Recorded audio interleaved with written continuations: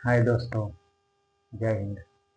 आज पढ़ रहे हैं हम भारत के संविधान का स्रोत किस किस देश से क्या चीज लिया गया है उसके बारे में कुछ बता रहे हैं। देखिए बोर्ड पर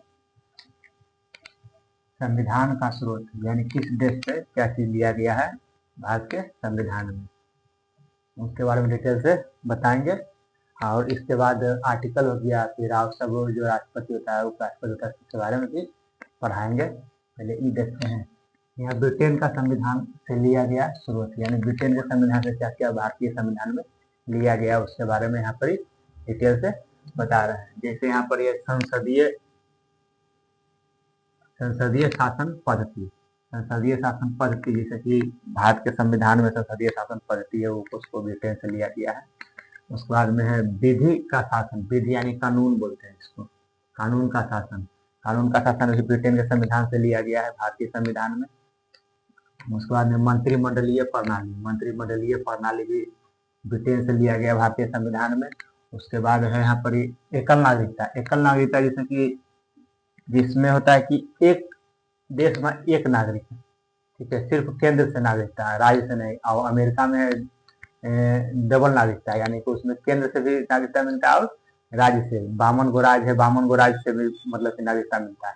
तो केंद्र से भी नागरिकता हो गया, राज्य से भी नागरिकता हो गया, तो उसमें डबल नागरिकता है, द्वितीय इसको बोलते हैं। यहाँ पर एकल नागरिकता है भारत में।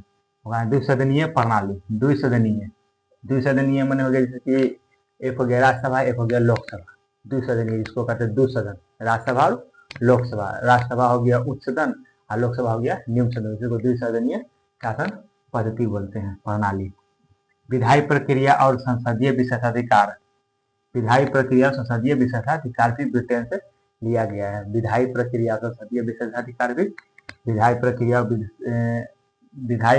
और संसदीय विशेषाधिकार भी ब्रिटेन के संविधान से भारतीय संविधान में लिया गया है।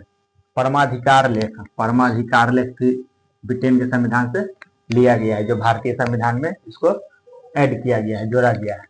उसके बाद देखें यहाँ पर राज्य के नीति निर्देशक सिद्धांत, जो भारतीय लोगों को जो इसका उल्लेख किया गया है आर्टिकल 36 से लेकर 51 तक,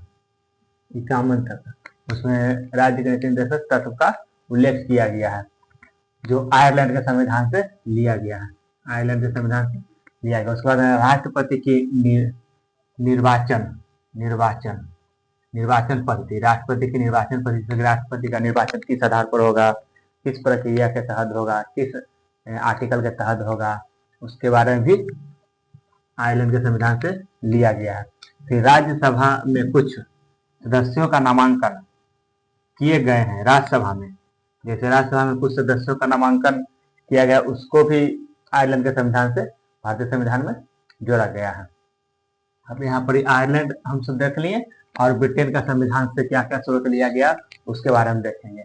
उसके बाद में अमेरिका है, जापान है, दक्षिण अफ्रीका है, कनाडा है, ऑस्ट्रेलिया है, क्या क्या लिया गया है उसके बारे में भी आगे पढ़ेंगे। तो थैंक यू दोस्तों देखने के लिए मेरा वीडियो।